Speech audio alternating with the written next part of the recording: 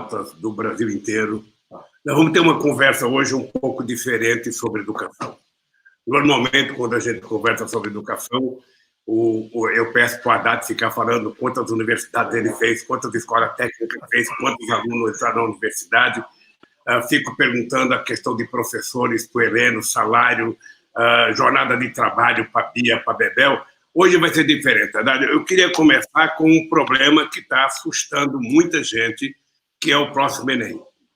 Está explicitado uma divergência entre a área da educação que quer fazer o Enem e tem muita gente da sociedade na rede social criticando o Enem. E eu queria ouvir a opinião de vocês. A começar por você, Haddad, que foi ministro da Educação e tem discutido muito esse assunto, criador do Enem, e depois o Heleno, depois a Bebel, depois a Bia, ou primeiro a Bia, depois a Bebel, porque a Bebel está fora do ar. Então é com você, Haddad. Eu queria saber se a gente poderia dar mais ou menos um controle dos 3, 4 minutos para dar tempo de fazer muita pergunta, porque senão o tempo passa muito rápido. Haddad, é com você a palavra. Presidente, boa noite, Bia, boa noite, Heleno. Daqui a pouco o Bebel vai estar com a gente. Um prazer estar com vocês. Na verdade, presidente, eu não criei o Enem, eu reformei o Enem. O Enem foi criado em 98, mas ele tinha pouco uso. E nós fizemos uma grande reforma em 2009, e essa reforma em 2009 é que deu lugar ao novo Enem, que é esse que nós estamos discutindo hoje. Por que ele é novo? Porque ele se tornou a chave que abre muitas portas. Ele abre a porta do SISU. Para você fazer o SISU, você precisa do Enem. Ele abre a porta do ProUni. Para você ter acesso ao ProUni, você precisa do Enem. Ele abre a porta do FIES. Ou seja, a reforma do Enem e o fim do vestibular das federais transformou o Enem no que ele é hoje. Com 4, chegamos a ter 7 milhões de inscritos, para você ter uma ideia. O que é importante do Enem? É importante que as pessoas estejam em condição de igualdade para concorrer, o que é uma coisa muito difícil, porque um faz a escola particular que custa R$3.000 por mês, o outro faz a escola pública que custa R$3.000 por ano. Mas o mínimo de garantia você tem que dar. Uma das coisas importantes que nós fizemos foi reservar vaga de universidade pública para aluno egresso da escola pública, assim como as bolsas do ProUni também são para alunos da escola pública. Agora, uma condição básica para o Enem acontecer é que os concluintes do terceiro ano tenham completado o ciclo. Porque, presidente, se o menino que está no terceiro ano do ensino médio não tiver a garantia de cobrir a matéria toda que cai no Enem, ele vai estar concorrendo em condições de desigualdade, ele não vai estar concorrendo. Ele vai estar concorrendo com quem já se formou, ele vai estar concorrendo com o menino da escola privada, que tem outros mecanismos de se preparar, né? Que faz cursinho, que faz uma série de coisas que o menino da escola pública não tem condição de fazer. Né? Faz cursinho virtual, faz aula virtual. O aluno da escola pública ele precisa completar o ciclo. Então, toda a luta hoje é para garantir condições de igualdade na concorrência. O mínimo de igualdade. E o mínimo da igualdade é a pessoa ter visto a matéria. Por isso que eu entendo a angústia dos estudantes e considero absolutamente justa a reivindicação de que o Enem seja feito numa data que contemple essa preocupação de que os alunos possam ter tido tempo e condições de cobrir a matéria, né? E, com isso, se preparar adequadamente. Porque eu termino como comecei. O Enem é uma chave que abre muitas portas. Você vai estar tomando a chave da mão da pessoa, né, se você não der condições dela concorrer com igualdade. E essa chave abre a porta da Universidade Federal, a porta do ProUni, a porta do financiamento estudantil, ou seja, o passaporte do futuro. Então, não fazer o Enem corretamente é quase como caçar a cidadania da pessoa, porque você está tirando dela o passaporte que ela tem para sonhar com um futuro melhor para a família, para ela e para a família dela. Então, tem que conversar com os estudantes e repactuar com os estudantes o cronograma do exame. Os reitores, garanto para você, presidente, que os reitores serão parceiros, porque ninguém quer que entre nem aluno despreparado que não fez a matéria e nem que um entre no lugar do outro, porque esse outro não teve condições de estudar. E nem juntar muita gente em tempo de coronavírus. Não, isso para não falar da obviedade, né? Mas mesmo que fosse na data prevista e não tivesse mais quarentena, ainda assim nós teríamos o problema da grade, o problema do currículo, entendeu? Então tem que combinar as duas coisas, o fim da quarentena com o currículo coberto pelas escolas de ensino médio. Heleno. Boa noite, presidente. Ele é presidente da Confederação Nacional dos Trabalhadores em Educação. Pernambucano, e está com a palavra. Obrigado, presidente. Boa noite. Eu quero cumprimentá-lo, já trazendo aqui a importância do seu governo para nós, trabalhadores e trabalhadoras em educação. Foi no seu governo que nós conseguimos o reconhecimento das nossas profissionais da educação, né, que estavam invisíveis desde a Lei de Diretriz e Base de 1996. Os nossos porteiros, as nossas merendeiras, o nosso pessoal da Secretaria, né, Administrativa das Escolas, eram invisíveis. E, no seu período, nós conseguimos dar visibilidade a esse conjunto de trabalhadores tão importante para a educação básica brasileira. Comentar minha querida Bia Bebel, que está chegando aí, está entrando, que nos representa no Parlamento, em Minas Gerais e lá em São Paulo, e ao ex-ministro Fernando Haddad. Dizer, ministro Fernando Haddad, que a CNTE está sendo muita falta do período, né, do governo do presidente Lula, ser como ministro da Educação, onde tínhamos um diálogo permanente, um diálogo constante, construindo políticas importantes para o conjunto dos trabalhadores em educação e também debatendo a gestão democrática tão necessária, né, para construir um plano nacional de educação e políticas importantes para a educação.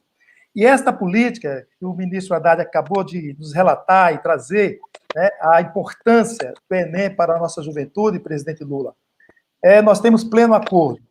Foi uma mudança muito importante porque nós ainda temos na educação básica um funil. O número de matrículas que nós temos no início do ensino fundamental não é o mesmo que conclui o ensino médio em nosso Brasil. Ainda existe um funil. Muitos estudantes são tirados da escola por diversos motivos, e nós precisamos ainda corrigir esse processo. E esse funil aumentava nessa passagem dos nossos estudantes do ensino médio para a educação superior. Os vestibulares eram fábricas de dinheiro por cursinhos que os nossos alunos de escolas públicas, os mais pobres, os negros, tinham acesso por conta dessa disputa desigual de acesso ao ensino superior. E o que o ministro Haddad acaba de nos falar, de fato, é essa chave, essa possibilidade dos alunos das escolas públicas, que atendemos 80% na escola pública, dos nossos alunos matriculados na educação básica, estão na escola pública, tiveram aí a oportunidade de ter acesso à educação superior. Por isso que é um instrumento, uma política que foi aprimorada e importante e deve ser mantida. O que é que nós estamos reivindicando enquanto CNTE, junto com o movimento estudantil, junto com outras entidades da educação? É o adiamento do calendário de aplicação das provas, pelos motivos que o ministro Haddad já nos relatou. Estamos sem aulas, estamos sem condições, nossos alunos das escolas públicas, acessar ao conhecimento necessário para passar a executar esse exame nacional do ensino médio. Por isso que é importante respeitar os seres humanos, respeitar a pandemia, respeitar esse isolamento social que está aí. Uma pessoa que está no Ministério da Educação insensível, que não pensa os nossos alunos, que desconhece a importância desse instrumento, mantém essa posição de colocar a data prevista, mantém essa data, e se for mantida essa data, traz um grande prejuízo aos nossos alunos da escola pública. Por isso, a nossa luta é pelo adiamento do calendário. Nessas condições que o ministro Haddad falou, volta às aulas, depois que a gente tiver todas as condições possíveis de voltar às aulas, e aí, após o retorno, vamos pensar um calendário que dê conta de atender a essa massa de estudantes que está na escola pública, presidente Lula. Muito bem, Heleno. Terminou? Sim, senhor. Bia, agora é você, Bia. O que você pensa do debate que está acontecendo sobre a realização ou não do Enem em tempo de coronavírus? Primeiro, presidente, eu quero te mandar um beijo de muitas mineiras, de muitos mineiros. É muito bom te ver. Estive em Curitiba muitas vezes e é muito bom te ver, mesmo que seja assim virtualmente. Quero te mandar um abraço na nossa bancada de deputados estaduais do Partido dos Trabalhadores, somos 10 aqui na Assembleia Legislativa. Bebel, eu e Bebel assumimos aí a tarefa da representação no parlamento, então um forte abraço, minha companheira de luta. Professor Fernando Haddad, quem nós estivemos outro dia mesmo, né, conversando um pouco sobre educação, junto com o Betão, com o deputado Rogério Correia, e meu companheiro de luta, presidente da nossa CNTE, professor Heleno. Então, um abraço a todos que nos acompanham aqui nessa live, agradecer a gentileza do convite, presidente. Eu quero dizer que aqui na Assembleia Legislativa de Minas Gerais, por iniciativa minha, como presidenta da Comissão de Educação, e também uma iniciativa do vice-presidente da comissão, que é também do Partido dos Trabalhadores, professor Betão, nós apresentamos requerimentos que foram aprovados. Então, hoje nós temos um posicionamento da Assembleia Legislativa de Minas Gerais pelo adiamento do Enem. Nós estamos numa situação completamente excepcional. Nós nunca vivemos uma pandemia, nós nunca tivemos que passar por isolamento social, nós nunca vivemos nada do que nós estamos vivendo.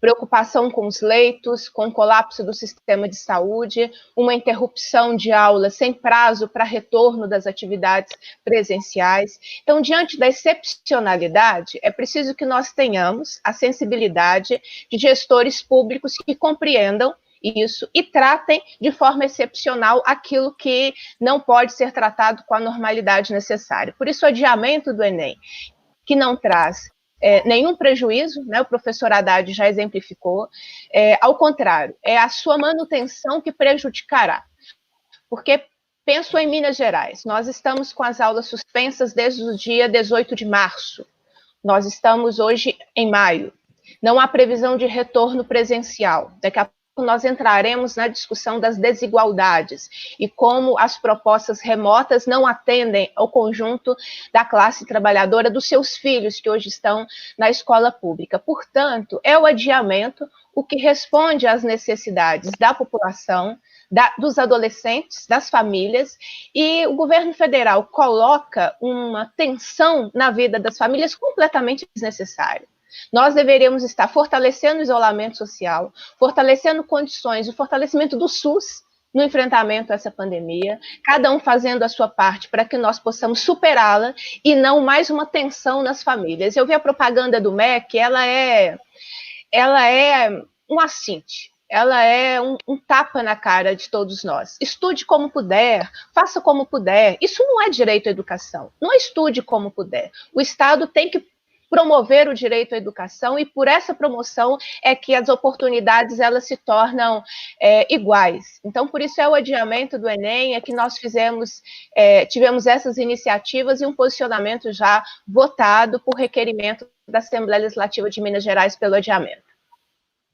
Muito bem, Bia. Bebel, a palavra está com a professora Bebel. Bem, vocês estão me ouvindo bem, né? Acredito, agora. Tudo bem.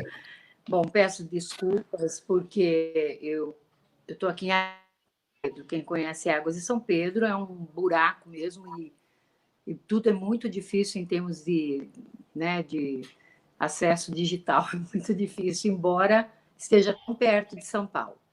Mas eu quero cumprimentar o senhor, presidente Lula, por ter promovido este encontro virtual para discutir a educação. Acredito eu ser um dos temas bastante...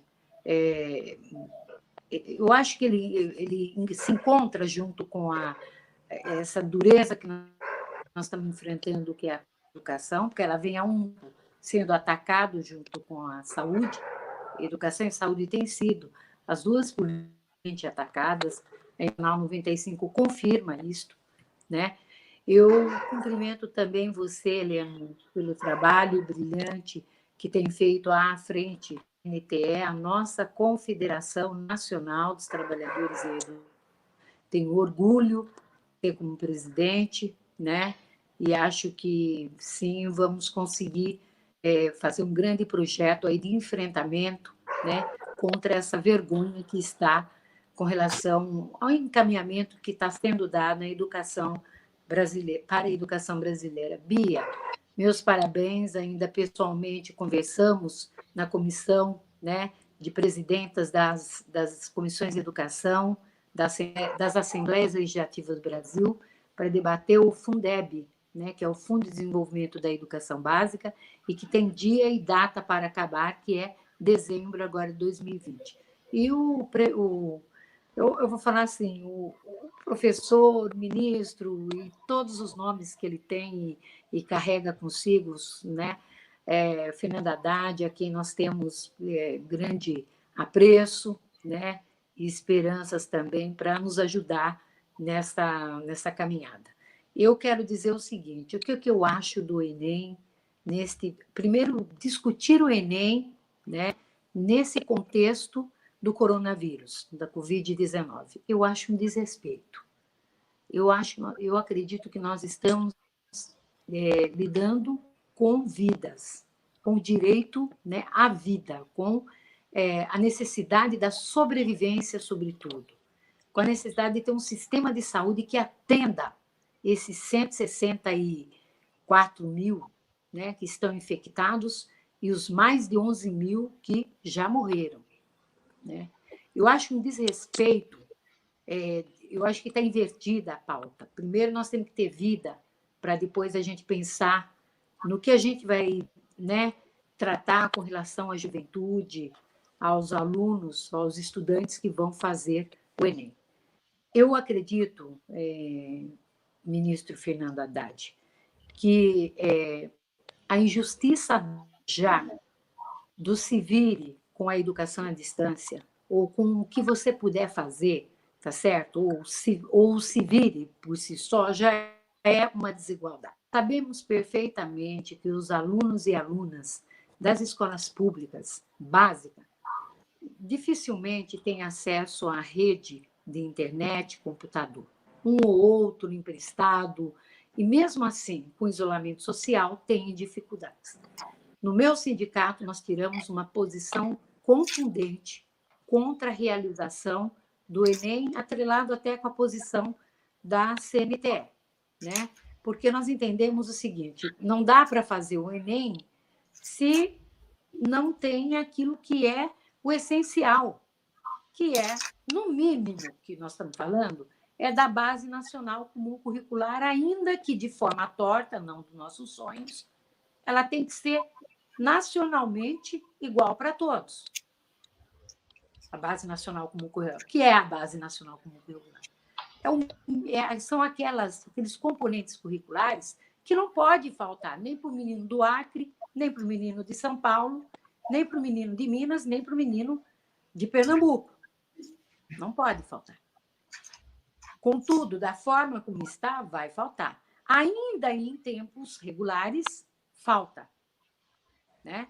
Imagina agora, da forma, né, sem a possibilidade do contato direto e dialógico que se exige de uma aula para ser trabalhada com os estudantes, para preparar, ainda você impor a prova do Enem, ainda que de maneira virtual.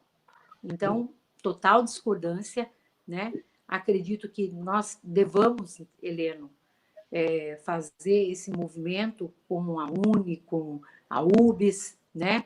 Para que a gente, de fato, não deixe esse Enem acontecer, porque ele será a maior exclusão educacional que este país já viu, mesmo considerando a ditadura militar, porque lá já estava dado. Aqui não, aqui tem uma situação contextual e que está sendo desrespeitada. Então, esta é a posição minha, senhor presidente. Muito bem, Bebel. Haddad, agora tem um problema, Haddad, que você vai responder para mãe de aluno de escola pública. Ou seja, nós estamos com um pequeno, grande problema para resolver, que é o seguinte. Nem todas as crianças em tempo de coronavírus estão tendo o mesmo tratamento. Tem crianças que têm internet, tem crianças que têm computador em casa de alta qualidade, tem escola particular que está dando um tipo de aula, tem escola pública que está dando um tipo de aula, e tem escola, sabe, que não está dando as aulas tal como é necessário ser dada.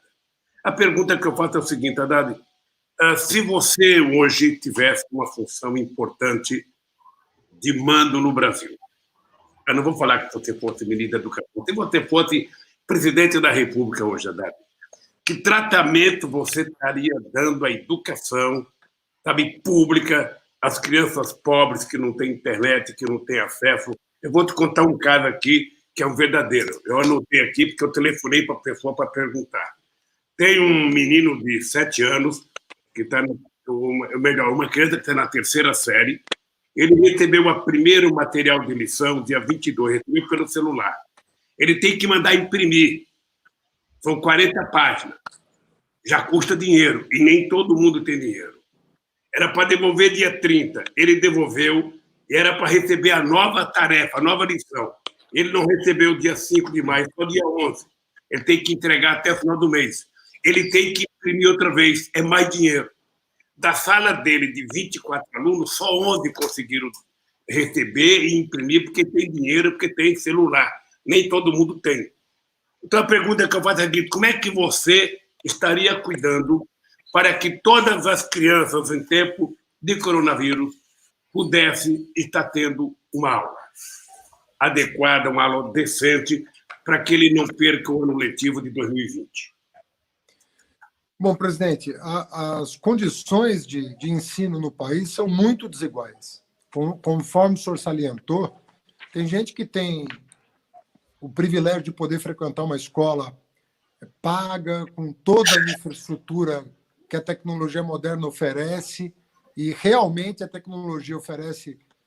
Nós estamos aqui por isso, né? Nós estamos aqui falando com milhares de pessoas, de cada um da sua casa, de bairros diferentes, cidades diferentes, e podíamos estar dando uma aula aqui pela internet, e essas pessoas estariam ouvindo uma aula. Eu dou aulas pela internet, a minha esposa dá aulas pela internet, a minha filha, que está numa universidade pública, tem aulas pela internet. Mas essa não é a realidade, nem de todo jovem, e muito menos das crianças, que aí a coisa aperta. Então, o que você teria que fazer? A primeira coisa que o ministro deveria fazer, o ministro da Educação, seria chamar os secretários de Educação, né, dos estados, para definir protocolos de atendimento às crianças de 2 pontos de vista. Né? Primeiro ponto de vista, segurança alimentar. Porque talvez as pessoas não saibam, mas tem gente que se alimenta na escola. Né? Nós fizemos uma política de alimentação escolar que foi exportada para vários países em busca de segurança alimentar. O meu presidente do FNDE serviu às Nações Unidas durante anos, transferindo tecnologia desenvolvida no Brasil para garantir alimentação escolar de qualidade e segurança alimentar para as crianças. Tanto isso é verdade que ninguém mais ouvia falar de subnutrição no país. Nós tínhamos derrubado os índices de subnutrição. Olha, se a pandemia, né, imagine 60 dias de recolhimento ou 90 dias de recolhimento, sem alimentação adequada, essas crianças vão estar perdendo a sua janela do desenvolvimento humano. Ninguém suporta isso. Então, primeira coisa, você tinha que garantir, e aí não tem como fazer uma parceria a não ser com os Correios. Os Correios deveriam ser mobilizados e deveriam estar contratando pessoas, na minha opinião. Contratando gente. Nós devíamos estar restabelecendo condições de entrega domiciliar, tanto de material didático quanto de alimentação para as crianças. As crianças não podem ficar sem a merenda. Elas precisam receber uma cesta básica em casa que contenha alimento e que contenha as tarefas da educação. Né? Muitas estão com os pais em casa e, portanto, o pai não vai substituir o professor e nem a casa vai substituir a escola. não vamos nos iludir a respeito disso. Existe escola porque a humanidade precisa da escola. Precisa da escola para socializar a criança, precisa da escola porque tem um profissional lá que tem que ser valorizado para conduzir esse processo que é complexo, que exige saberes complementares aos da família, mas que são específicos da didática, específicos do ensino. Então, mas não podendo contar com a escola, nós teríamos que ter uma logística de distribuição de material escolar e alimento, e a escola tinha que manter uma pequena unidade de produção, justamente pensando nisso que o senhor está falando. Toda escola, a maioria das escolas tem uma central de produção, tem um xerox, tem alguma coisa. Essa unidade produtiva deveria estar atendendo as famílias, porque o número de alunos da escola, daquela escola, é o mesmo numa cidade grande e numa cidade pequena. Você tem mais ou menos um número mínimo e um número máximo de estudantes por escola. Você teria que manter uma unidade produtiva de impressão de materiais, né? E uma maneira inteligente de distribuição, recolhimento desses materiais. Então, eu não vejo saída sem uma parceria logística. Do mesmo jeito que você hoje está pedindo comida por telefone, mercado por telefone, que você está pedindo para evitar sair de casa, você tinha que, em respeito às famílias mais humildes, ter uma logística de distribuição. Agora, para isso, precisa de liderança. Presidente, quando nós estávamos no seu governo, na crise de 2008, a gente não chegava em casa antes da meia-noite para gerar emprego na crise de 2008.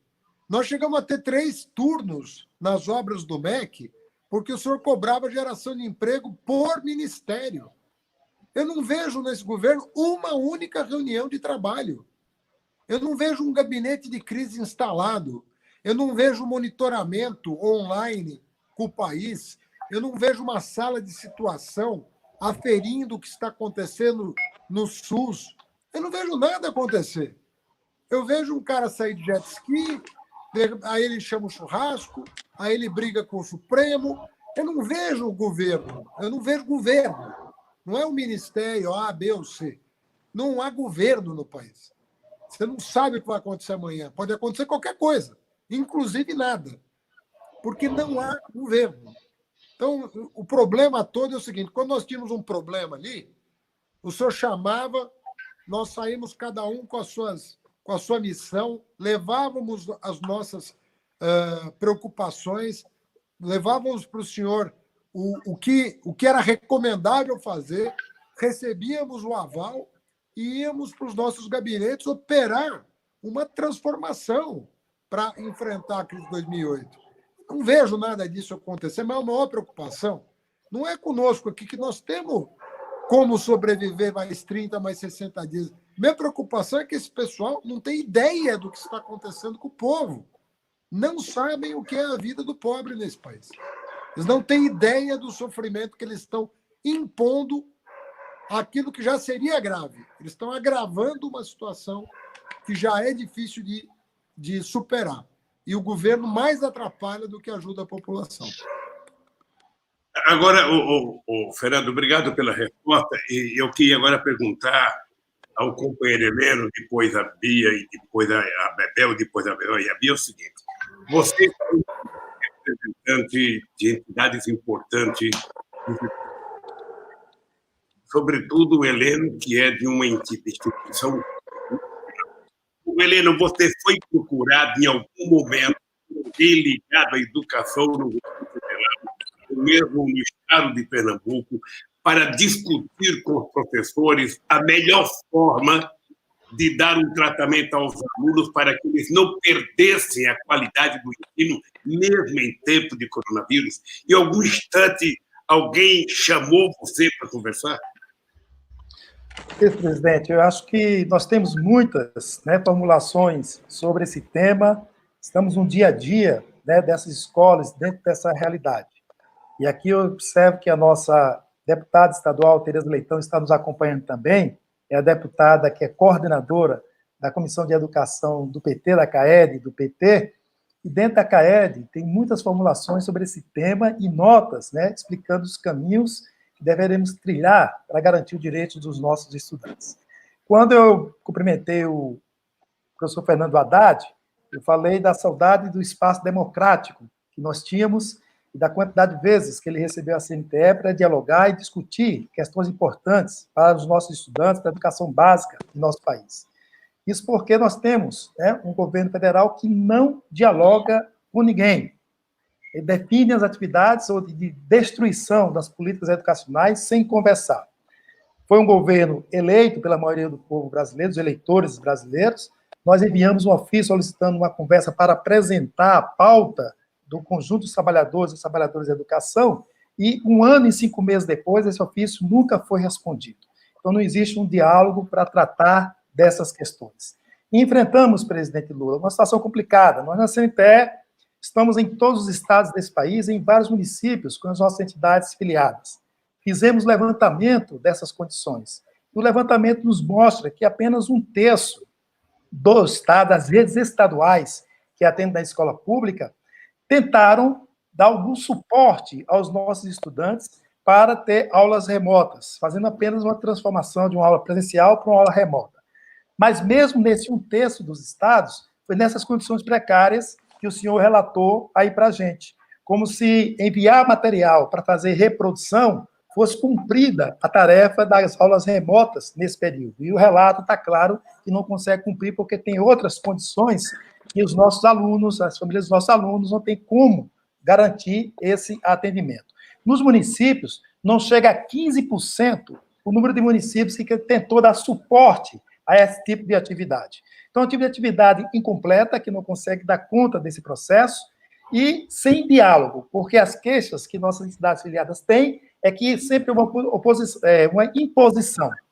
30% das nossas redes fizeram a imposição de antecipar o recesso escolar, de antecipar as férias, né, para nada fazer durante esse período.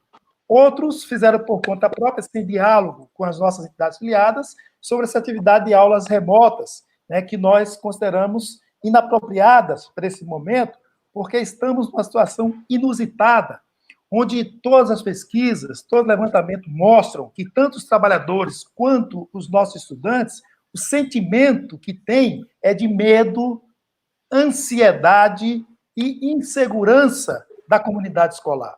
Então, nesse ambiente, é impossível você desenvolver o processo de cobrança de um aspecto da educação, que é o processo da aprendizagem, né, de ter que aprender, ter que continuar para fazer a orientação de recompor dias letivos ou recompor carga horária que está estabelecida. Nós estamos num momento inusitado, diferente, que nunca passamos por isso, e mais do que nunca, temos que ter a paciência, a tranquilidade, o entendimento do sentimento que passa por toda a população, que estamos observando a cada dia. E dentro dessa população está lá os trabalhadores da educação, os nossos estudantes, os bilhões de pobres e pessoas que vivem na extrema pobreza, os seus filhos, suas filhas, são os nossos estudantes, são os nossos alunos. E é importante ter essa clareza, essa realidade. Você vê o documento do Conselho Nacional de Educação, ele traz um diagnóstico um pouco próximo dessa realidade, reconhece essas dificuldades, mas na hora de orientar os trabalhos, eles não estão dialogando com a escola pública, estão dialogando com o setor privado, com as escolas privadas, como foi colocado aí. Tanto é que em alguns estados, como Mato Grosso, por exemplo, tem escola privada querendo reiniciar as aulas agora, porque a partir desse documento do Conselho Nacional de Educação, a Federação de Escolas Privadas definiu 17 itens que as escolas têm que cumprir. Comunicar aos municípios, aos estados, é o seguinte: olha, a escola tem que cumprir. Se a escola cumprir, vocês fiscalizam e deixam a gente reabrir as escolas, com medo de perder alunos. Isso faz uma pressão muito grande sobre os nossos estudantes para voltar sem condições para as atividades de aula. Só para dar um exemplo dessas 17 medidas, presidente, uma delas diz o seguinte: cada aluno deve ir com o seu tênis e levar um tênis na bolsa, na sacola, para quando chegar na escola, trocar o tênis para assistir aula. Imagine as nossas crianças da educação pública se tem essas condições. Então, essa desigualdade terrível de tratamento que precisa ser levada em consideração para poder, de fato, fazer valer o direito à educação para todos e para todas. Obrigado, Heleno.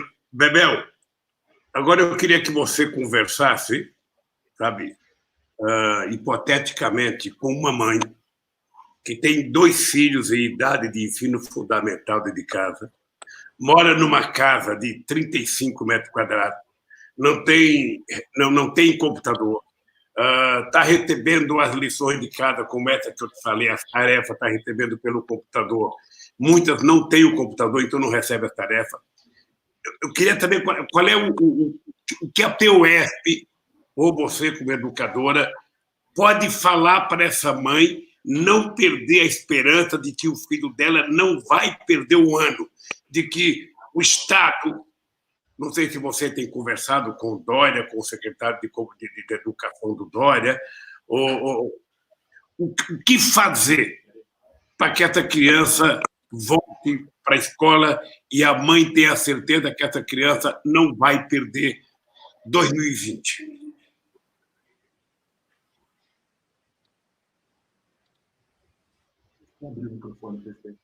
Abre o microfone, Bebel. Abre o teu microfone. Uma menininha aqui dentro. Tá bom.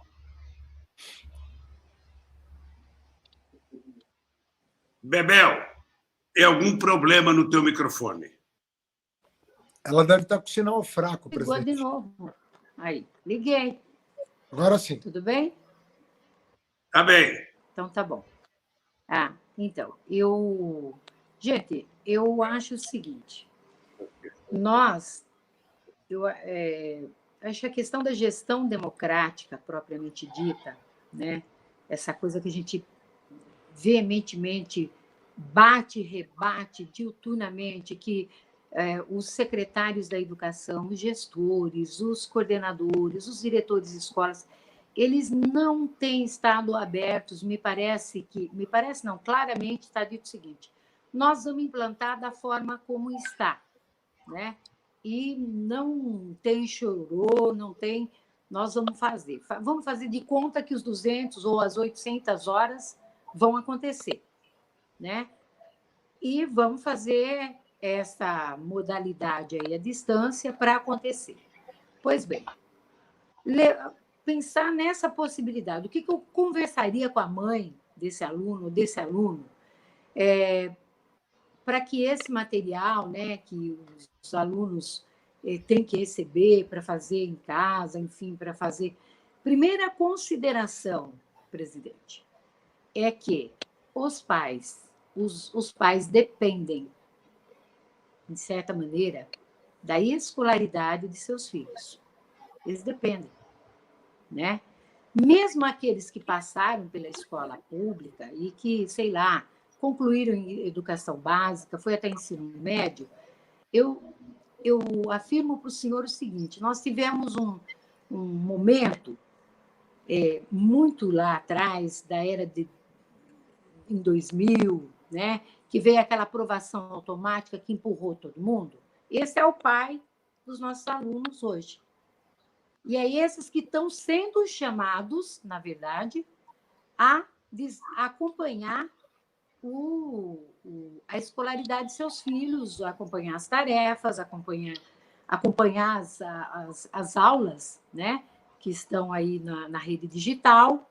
Eles estão sendo chamados a fazer isso. Presidente, eu estou convencida de uma coisa. Eu nunca tive tão convencida, mas hoje eu estou convencida. Eu fiquei pensando, bom, eu não topo EAD. As tecnologias de informação e comunicação, presidente Haddad, eu acho que, para mim, é a maior conquista da humanidade. Esse é um ponto de partida. Vamos separar as coisas. Mas transformá-la num fim, ao invés de um meio, isso, para mim, é a inversão daquilo que é para ser bom para a juventude. E eu estou convencida de que, se não tem possibilidade desse conhecimento chegar a cada um dos alunos das escolas públicas, se não tem como acompanhar a aula, meu Deus, a rádio, ela é um instrumento de radiodifusão extremamente potente, porque pega as classes populares. Trabalharia sem medo de ser feliz. Um grande projeto de leitura, porque as crianças, presidente Lula, eles não conseguem, eles dizem que eles têm, sei lá, não têm paciência de ler um livro inteiro.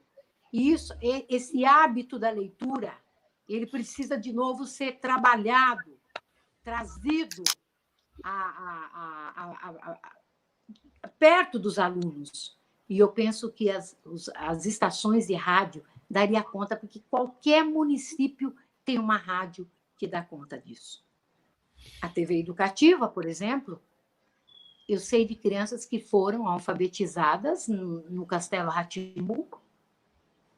Tem programas interessantes, tem saídas, presidente. O problema é que querem usar esse momento da pandemia para fazer engolir goela abaixo a mercantilização da educação através desse meio, né, usando as tecnologias de informação e comunicação de forma incorreta. Eu não tenho nenhum problema, como é que eu diria, de aceitar, e, aliás, temos que estar preparados. Nós estamos na era digital, né? A leitura escrita começa do Homem das Cavernas e vem cada vez mais aprimorando, até chegar à era digital. Porém, contudo, todavia, não pode se fechar no fim. Então, as mães e os pais, na minha opinião, eu acho que eu dizia para você na última quinta-feira, Helena, naquela reunião que nós tivemos, que nós temos que ter um projeto alternativo à EAD. Não queremos EAD. Não queremos essa farsa de que 20% vai pegar material, ou 20% vai para a escola, outros tantos não vão ficar. Então, nós temos que pensar em algo que pegue a massa, né, desses alunos, e eu acredito muito nos rádios, porque eu fui aquela menina, quando eu era jovenzinha, faz muito tempo, criança, né, que ouvia novela pelas rádios e amava. E isso estimula muito a leitura, porque, primeiro, 2 fatores que eu considero, não só a leitura, mas a criatividade. Por quê? Quando a criança assiste a televisão, ela tem uma imagem criada para ela. Está pronta. Quando ou alguém conta uma história, ou ela lê história, ou ela lê um livro, ela cria. Então, ela tem uma reflexão, ela pensa, ela é forçada. Eu faria deste momento da pandemia um grande momento aí de botar as crianças para pensar. As Olimpíadas, por exemplo, que deu certo. No governo do senhor, tinha Olimpíadas da matemática, Olimpíadas enfim, das áreas do conhecimento, né? Isso estimula. E isso pode ser feito por esses instrumentos que eu falei, não necessariamente quem tem internet ou não, mas pelas rádios, através, inclusive, né? E outra coisa também, eu acho que é uma forma interessante, eu estava pensando, eu, como professora de português, como é que eu trabalharia minha aula? Eu, no mínimo, ia pedir para cada aluno me escrever uma carta, uma redação que eu estou dando. Cada carta que eu recebesse, uma redação. É uma forma, né? E seria. Então, eu acho que tem formas, sim, de vencer este momento sem criar tantas desigualdades como agora você fala, mas vai ficar. Não, o importante agora é botar a cabeça da meninada para pensar. Botar a cabeça deles não pode, de fato, parar, não pode ficar o tempo todo colado lá né, nos filminhos, não. Tem que ter alguma coisa que leve a reflexão, a pensar, porque o conhecimento você trabalha, né? E aí tem etapas. Acabada a pandemia, qual deve ser a prioridade mesmo, Fernanda Haddad, nisso? Na minha opinião, eu centraria toda a força no último ano do ensino médio, por exemplo. Essa seria a minha opinião, essa é a minha opinião, né? Porque serão estes que estarão na etapa da finalidade, do fim, na última etapa da educação básica. Tá bem, e EJA, Educação de Jovens e Adultos também. Né? São duas questões que eu priorizaria após pandemia. Muito obrigada. Bia, embora estejamos vivendo a era digital, a verdade é que a era digital não chegou na maioria do povo brasileiro ainda. Tem muita gente espalhada por esse país que não consegue ter um celular moderno, que tira fotografia, que filma, que manda aquele monte de coisa. Tem um monte de gente que não tem computador. Eu lembro que no meu governo, Haddad, nós fomos a Caetés lançar um programa chamado Computador para Todos, que depois eu saí do governo, não sei o que aconteceu com o programa Computador para Todos.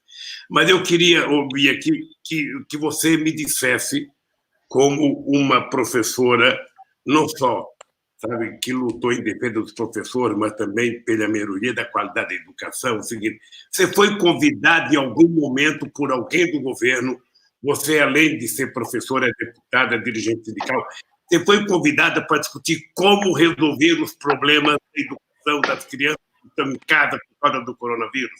Alguém te chamou para conversar, para discutir com você ou com a categoria? Presidente, antes de responder a sua pergunta, me diga uma coisa. O menino do terceiro ano que o senhor citou, ele tem quantos anos? Ele tem, acho que por volta de 8 anos ou 9 8 anos. Foi o que eu imaginei. Bom, presidente, primeiro dizer que os gestores não escutam as professoras. Acho que essa é a síntese, uma das sínteses do professor Heleno. É um cansaço, é um desgaste. É claro que eu não vou entrar na pauta da categoria, mas eu não consigo compreender como que não se pensa políticas educacionais sem escutar quem está dentro da sala de aula. Se escutasse quem está dentro da sala de aula, nós estaríamos em melhores condições, eu não tenho dúvida. É porque quem está ali com 30, 40, 50 crianças, adolescentes, todos os dias, em sala de aula, que o professor não consegue andar, porque a carteira do menino chega até o quadro. Essa é a realidade de escola estadual em Belo Horizonte. Então, acho que a sua pergunta é primeiro, de uma referência a quem faz a educação no seu dia a dia. Não, a categoria não é chamada a construir nada.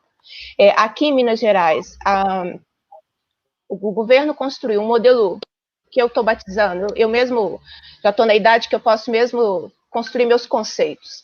Um modelo híbrido de educação remota, que não dará certo, porque não é para todos. O Estado tem que promover o direito à educação para todos. Se exclui alguém, o Estado está errado, e esse modelo não dá certo. É o que nós estamos enfrentando em Minas Gerais. Esse menino de 8 anos, que está recebendo o material, que tem que xerocar, primeiro, as escolas não têm como xerocar esse material. Essa é a realidade hoje das escolas estaduais e da maioria das escolas municipais. Não tem xerox. Não tem xerox para a professora dar aula todo dia. Não tem suporte para a professora todo dia. Não terá condições, a escola não tem condições de fornecer o xerox para essa criança. Segundo, ele está com 8 anos, ainda num processo pós-início da alfabetização. O processo de aprendizagem se dá presencialmente. A escola é responsável pela fase cognitiva, mas é responsável pela fase de socialização, é responsável pela constituição de valores coletivos, é responsável para as crianças não se tornarem racistas, homofóbicas, machistas. Esses processos se dão na escola. O processo de aprendizagem, ele é presencial. Se não pudesse ser presencial, nós já teríamos no Brasil implantado a educação à distância no ensino fundamental, porque as empresas, que as que querem lucrar agora da mercantilização lembrada pela professora Bebel, já estariam lucrando com a educação fundamental à distância. A professora é essencial. Ela não é um suporte, ela não é substituível por absolutamente nada, nenhuma apostila. O que eu vejo hoje acontecendo, presidente, essa criança, eu diria para a mãe dessa criança que ela está sendo iludida, porque ela está hoje cumprindo um papel que é do Estado, Porque quando eu falo da educação à distância lá na educação superior, tem tutor, tem suporte, tem processos próprios que na educação superior já existem. O tutor é responsável por 200 alunos, ele não é responsável por uma turma de 30, não é um processo de alfabetização. Então, essa mãe está sendo iludida numa falsa ideia de que ela terá aí uma compensação pela suspensão das atividades. Eu diria para essa mãe exatamente isso. Olha, o ano letivo não é igual ao ano civil. Então, ninguém vai perder ano letivo. Nós estamos diante de uma pandemia. E essa pandemia requer ações do governo e requer ações das pessoas. E a ação das pessoas é o isolamento social. Eu diria para essa mãe, fiquem, se ela tiver condições financeiras e econômicas, fique em casa, seu filho tem que ficar em casa.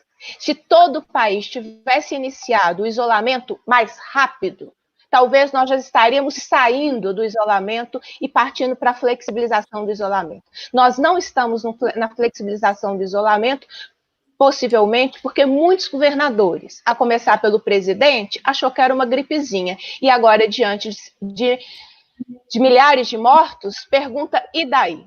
Eu acho que eu diria isso para essa mãe. O ano letivo não está perdido, porque quando a flexibilização do isolamento social puder ser feita e quando as atividades escolares puderem ser retomadas, é preciso reorganizar o tempo escolar. O tempo escolar pode ser reorganizado, desde que a professora não tenha morrido de Covid, desde que o aluno não tenha morrido de Covid. Então, a gente precisa, de fato, preservar a vida. O problema é exatamente essa desigualdade que o senhor apontou. Aqui, em Minas Gerais, quase 50% dos lares não tem computador.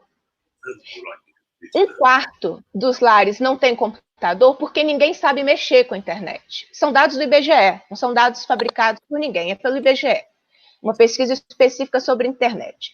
1/4 dos lares não tem internet porque ela é cara. E entre pagar o gás, pagar a comida e pagar a internet, essa mãe vai fazer o quê? Ela vai pagar comida, ela não vai pagar uma internet. O Estado, a gente tem que tomar um cuidado, porque o Estado começa, vários governos estaduais e municipais começam a transferir a sua responsabilidade de educação para a família. Isso aí é educação domiciliar, não é direito à educação. Não é a mãe, o pai, que tem que ficar 7, 8 horas por dia, porque esses são os relatos de quem recebe material em casa. Quem disse que as atividades que estão sendo dadas remotamente na escola particular estão cumprindo a tarefa da aprendizagem? Estão cumprindo uma função muito provavelmente em relação ao cliente que paga o boleto em detrimento de um processo de aprendizagem. Então, essa criança de 8 anos, ela terá aprendizagem no processo presencial, com outros colegas, numa sala de aula, com a professora ou com as professoras. Então, este é o momento de uma excepcionalidade e, portanto, não adianta forçar qualquer tentativa de normalizar o ano. O ano vai ser garantido, porque o ano letivo não é igual ao ano civil. Quando o isolamento social não puder ser flexibilizado, eu estou repetindo, pela importância do debate do isolamento, vamos repactuar. Tudo precisa ser repactuado, presidente. Nós não estamos em condições normais. Então, essa criança precisa ter o direito a completar o seu processo de alfabetização. Quem faz esse diagnóstico é a professora, é presencialmente, não é remotamente. E o problema em relação aos correios, por exemplo, que poderia ser uma alternativa de entrega de material, é quebra de isolamento. O pai, ao buscar material, que aí é um outro aspecto da educação, das aulas remotas, aqui em Minas Gerais, uma das alternativas desse modelo híbrido é buscar material na escola. Tem quebra de isolamento, gente. Eu recebo fotos de redes municipais, Heleno, que já estão entregando material, os meninos vão em grupo, as famílias vão em grupo, sem máscara. Ou seja, um processo de contaminação. A escola, por si só, é um lugar de aglomeração. Eu estava falando dos Correios, é porque eu me lembrei que eu aprovei um requerimento aqui na Assembleia de que o Correio sequer estava fornecendo, professor Haddad, equipamento de segurança.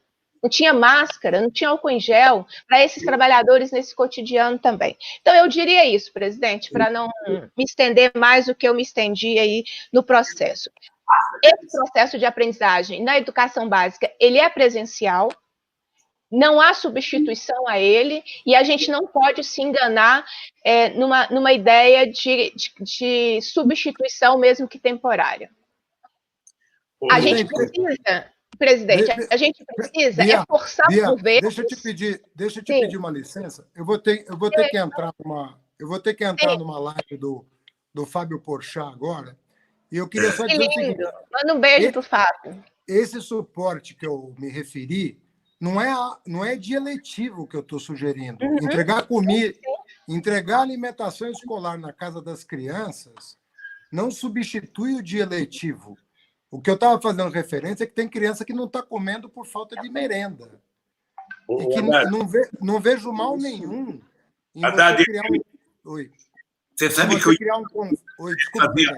Para você exatamente porque o Estuquinha está me mostrando aqui o horário, dizendo que o Haddad vai ter que sair. Eu ia fazer a pergunta para você, mas eu estou aprendendo uma coisa nessa entrevista, Haddad, é que é mais fácil a gente dar resposta do que a gente perguntar, porque na pergunta a gente não consegue controlar o tempo da pessoa, fica aqui olhando. Eu falei, mas deixa eu só me despedir dizendo isso, presidente. Eu acho que o Estado tem a obrigação de dar suporte às famílias que têm crianças pequenas, o que inclui, na minha opinião, material didático pedagógico e alimentação escolar. Isso não substitui o dia letivo. A hora que você voltar para a escola, você vai voltar e vai ter que repor os dias letivos que não foram dados. Isso não se choca com você dar o suporte. Aqui, alguns municípios no estado de São Paulo estão pedindo para os Correios, mediante convênio, entregar a merenda escolar. É um kit que a família recebe, porque a criança não está comendo, ela recebe na casa dela o kit com alimentação para que ela tenha os nutrientes necessários para repor em condições adequadas tanto do ponto de vista proteico quanto do ponto de vista de carboidrato. Não vejo problema nenhum em mandar livros para as crianças lerem. Não vejo nenhum problema um pai que está em casa ler um livro para o seu filho, um livro de história, ou fazer o que a Bebel falou, mandar uma redação para o seu professor. Isso não é dia letivo. Dia letivo são os 200 dias previstos na LDB, que isso prevê a criança ir para a escola, na frente de um professor com seus colegas, ter o dia que ela tem direito por lei. Isso é dia letivo. Isso não tem nada a ver com um período excepcional em que a criança tem que receber em casa, no mínimo, 2 coisas, na minha opinião. Ela tem que receber material de suporte, pode ser livro, pode ser o que for, e tem que receber alimentação. Não vamos confundir a questão da aula presencial, que tem que acontecer, com 60, 90 dias excepcionais, que as crianças não podem ficar simplesmente trancadas, sem comida e sem material para trabalhar, seja um livro, seja um brinquedo, seja uma coisa de suporte. Isso não substitui o dia letivo. Eu não sei se houve uma confusão aí em torno do que a Bebel e eu falamos, mas de maneira nenhuma, acho que ninguém está defendendo aqui que a casa substitua a escola, como a Bia sugeriu. Presidente, eu vou ter que... Eu vou te liberar, mas eu quero que você saia com uma dúvida, porque você vai falar muito de educação nesse país ainda. Deixa eu lhe falar uma coisa. O problema é que, cada vez mais, fica patente que nós temos 2 Brasis. Tá? E ele está hoje colocado no coronavírus. Esse coronavírus vai chegar nas pessoas mais pobres, vai chegar nos lugares mais desprovidos de qualquer proteção. E você sabe que no Brasil o pobre não é tratado como ser humano, o pobre é tratado como número. Né? A minha preocupação é que, se a gente não estiver disposto a brigar em defesa desses alunos que estão dentro de casa, que não têm possibilidade, O pai não sabe mexer na internet, o pai não sabe mexer nas coisas, o pai não sabe ler, o pai não tem condições de informar, de ajudar na educação. Porque uma coisa é um pai de classe média, uma mãe que tem um curso universitário, que pega o filho e vai educando o filho, sabe, que pode ser o professor do filho. Outra coisa são milhões e milhões de pessoas em que o pai e a mãe não têm a menor condições, nem da forma digital, nem da forma normal, de ajudar o filho na educação. Esses vão chegar no final da crise do coronavírus, Deus queira que ele termine logo, sabe? Mais desinformados do que uma outra parte dos brasileiros que tem possibilidade. Então, a pergunta que eu vou fazer agora para os companheiros, e você pode ir embora, eu te agradeço antecipadamente, é o seguinte: como que a gente vai cuidar para resolver esse problema? Porque, veja, uma revolução digital que consegue fazer um país jogar um míssil em outro país a 5.000 quilômetros de distância e acertar um alvo, não é capaz de garantir que uma criança que não possa ir na escola por conta de uma crise receba a aula de forma digital na sua casa. Que a professora não possa dar a aula para ele, sabe, para toda a sua classe, sabe, através de um computador, através de uma televisão, através de qualquer coisa. Não é possível. Sabe que a gente ainda tem que mandar postilha pelo correio e não manda pelo correio, manda pelo telefone. Quem tem telefone tem que mandar, sabe, tirar cópia. A cópia custa R$1 e R$1 para tirar 40 páginas são R$40, as pessoas não podem. Sabe? Então, é esse o problema que vai se apresentar. Ou seja, mais uma vez, Haddad, eu desconfio que vai recair com mais força nas costas da parte pobre da sociedade brasileira, sabe? Que vai pagar o pato outra vez. Mas a última pergunta, agora, Haddad, eu estou dizendo isso para você ir embora tranquilo. Um abraço, obrigado. presidente. Agora, para o Heleno, para a companheira Bebel e para a companheira Bia. É o seguinte, Bia, pode ser que daqui a 20 dias ou 30 dias a gente tenha a notícia de que as crianças vão voltar para a sala de aula. Eu não sei se vocês já têm um modelo de algum país que as crianças têm voltado e que tipo de garantia essas crianças têm que ter para voltar para a aula, que tipo de garantia tem que ter o professor e, junto com os professores, as pessoas que trabalham na escola, para garantir que essas crianças voltem, tenham aula normalmente, os professores tenham, sabe, toda a proteção, as crianças toda a proteção. Se vocês conhecem algum país que já tenha voltado e que vocês possam ter como modelo que tipo de garantia tem que ter professores, alunos e a comunidade, sabe, das escolas para voltar à normalidade. Pode comentar com você, Heleno. Vamos lá, presidente. Presidente, nós aí estamos sendo acompanhados pelo todo o Brasil e os nossos companheiros da Internacional da Educação para a América Latina também. Então, o Brasil todo e os países da América Latina, da educação básica e superior, estou mandando aí um forte abraço para você, muita firmeza, muita dureza aí, para poder a gente enfrentar esse momento difícil. Nós estamos fazendo um debate amplo pela Internacional da Educação. A Internacional da Educação começou a fazer um debate com a OMS, a Organização Mundial da Saúde, está debatendo com a Unesco, porque aqueles países que já tiveram a pandemia lá atrás, mais tempo que a gente, estão aí tentando, né, sair do isolamento e buscando as condições de retorno para as aulas.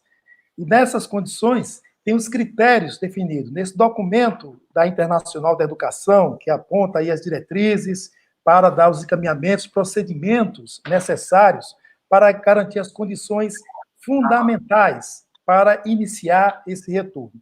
A Internacional da Educação aponta 5 eixos que são importantes nesse processo. O interessante, presidente, o primeiro eixo é o diálogo social e político. É o debate que nós fizemos no bloco anterior.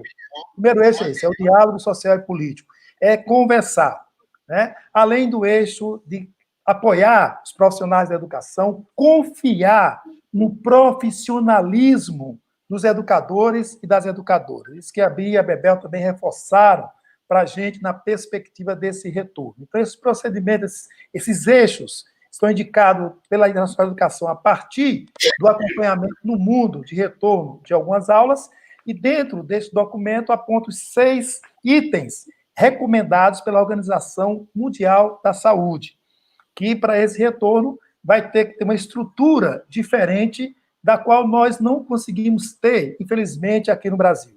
O retorno tem que dar, na sala de aula, um distanciamento entre os alunos, o que já é um complicador para nossas escolas, porque nossas salas são apertadas, a quantidade de alunos são grande nas escolas, e não temos espaço, muitas vezes, presidente, de fazer uma aula em círculo, porque não cabe, né, dentro daquele espaço que nós temos para atividade de aula.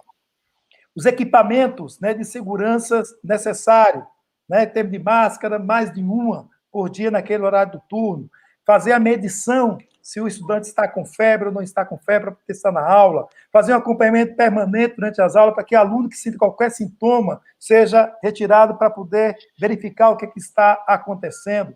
Então, quando a gente faz a leitura desse guia que a Internacional da Educação está colocando à nossa disposição para pensar, debater, discutir em cada país onde tem as suas entidades filiadas, nós observamos que aqui para o Brasil está mais distante. Até porque, quando pegamos os dados do INEP, né, o Instituto Anísio Teixeira de Pesquisas, verificamos que ainda, presidente, infelizmente, ainda em nosso Brasil, tem escola pública que não tem água, tem escola pública que não tem energia.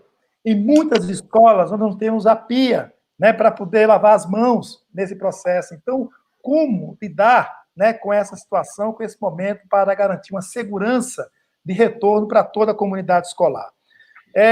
Nós estamos com o encaminhamento dentro da CNTE do Fora Bolsonaro. E por quê? Porque encontramos uma pessoa que se encontra no Ministério da Educação, que no começo da pandemia, né, faz a insistência de manter as aulas funcionando, dizendo que o FNDE iria liberar recursos para que as escolas pudessem comprar álcool gel, comprar guardanapo, comprar tudo que fosse preciso. No final da fala dizia o seguinte: mas esses recursos só vão para as escolas e os sistemas que estiverem em dia com o FNDE.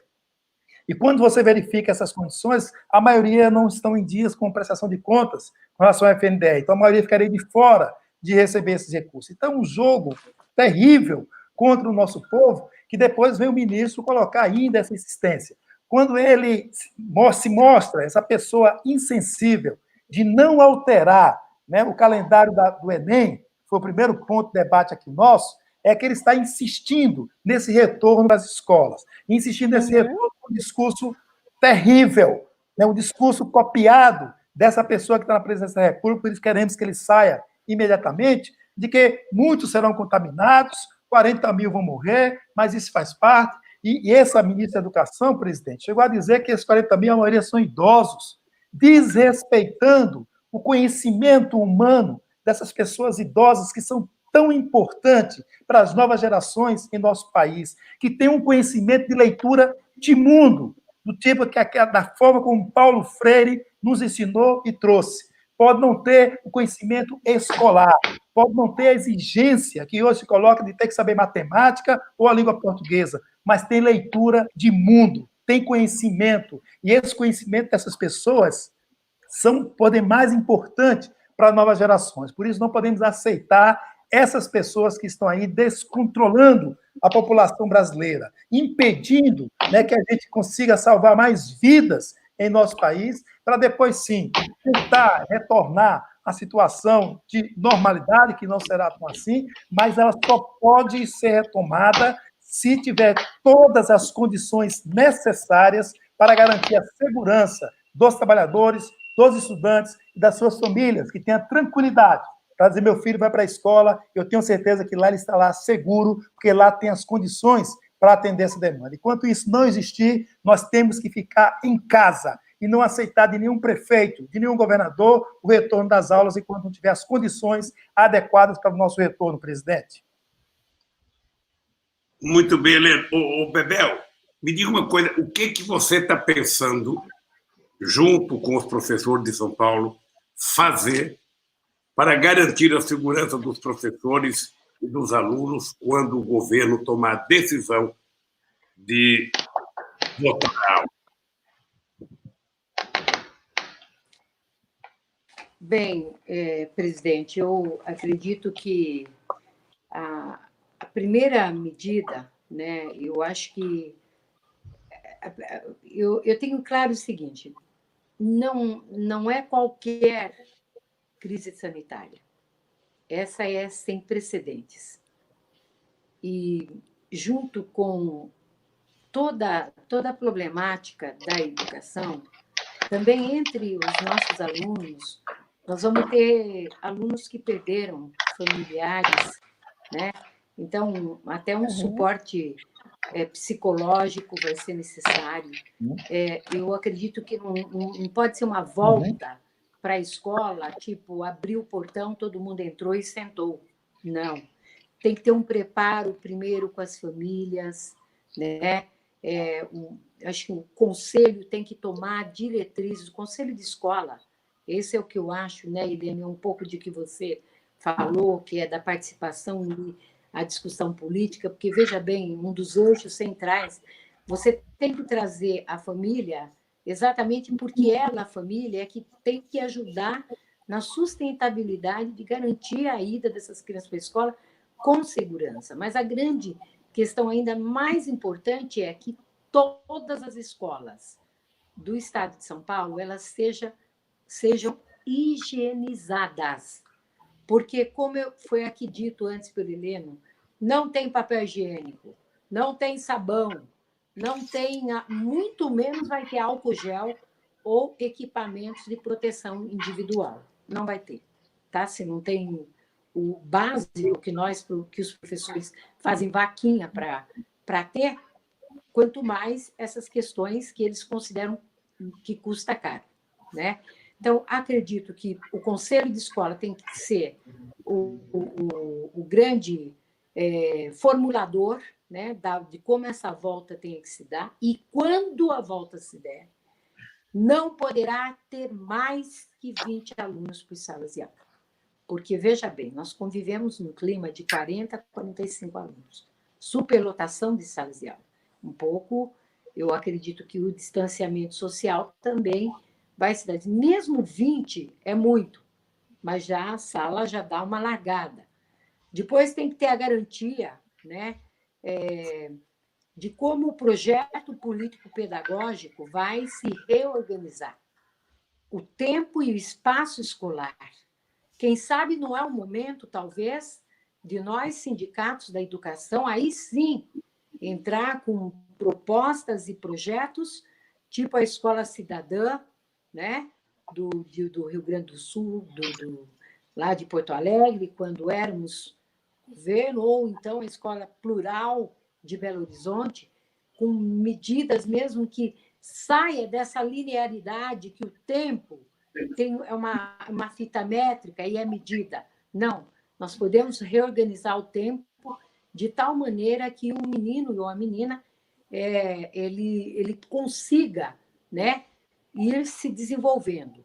Eu tenho, presidente, quando eu falei anteriormente, eu falava que se tem uma coisa que eu tinha convicção daquilo, porque o que nós não podemos deixar é que as crianças deixem de exercitar o pensamento. Elas têm que exercitar nesse momento.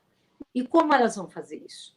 Esse é um negócio que muito me incomoda. Eu fico o tempo todo cutucando o secretário da Educação, que fica falando, não, tem aí o centro de mídias, aí a mídia é uma mulher, uma coitada de uma professora cantando e dançando, que é um absurdo, né?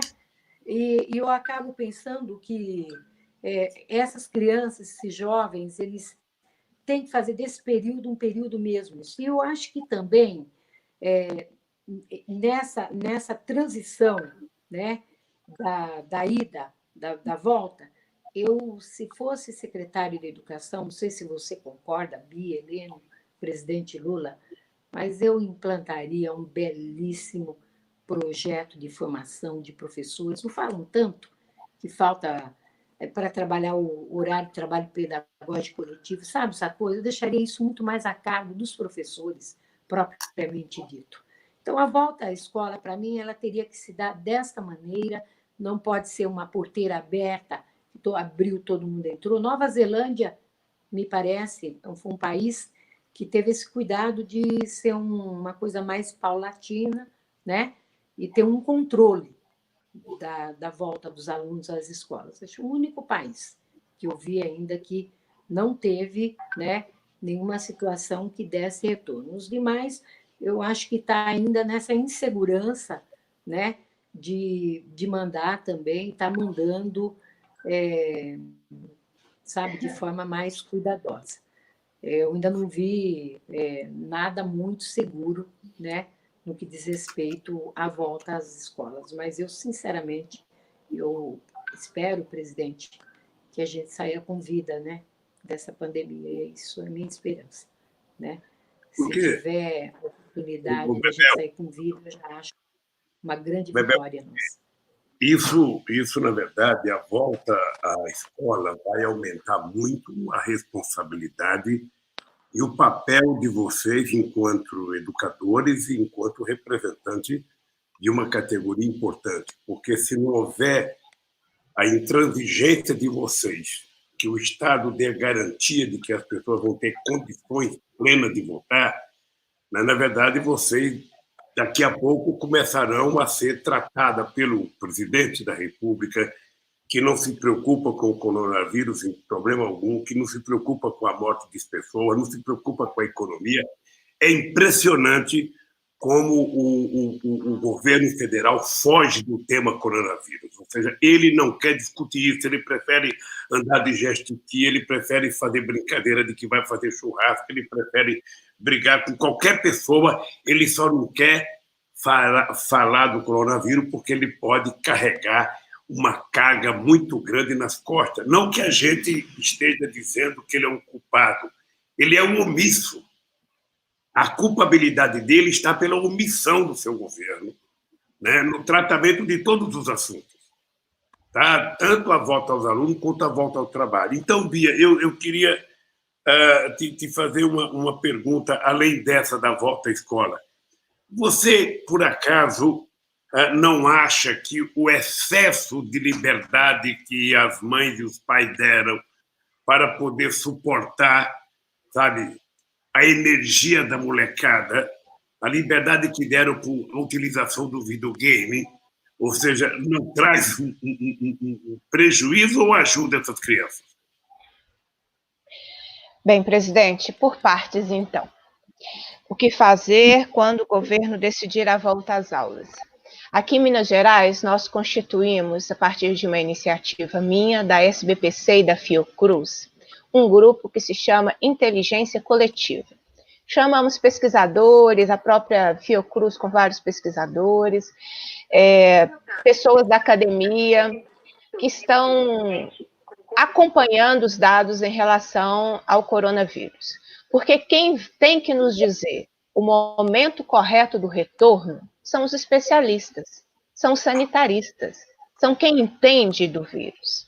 E o que eu vejo aqui em Minas Gerais é um governo estadual omisso, que está jogando a responsabilidade pela reabertura e relaxamento do isolamento nas costas do prefeito, numa articulação meramente econômica e com o mercado, e não escuta as pessoas que entendem do assunto.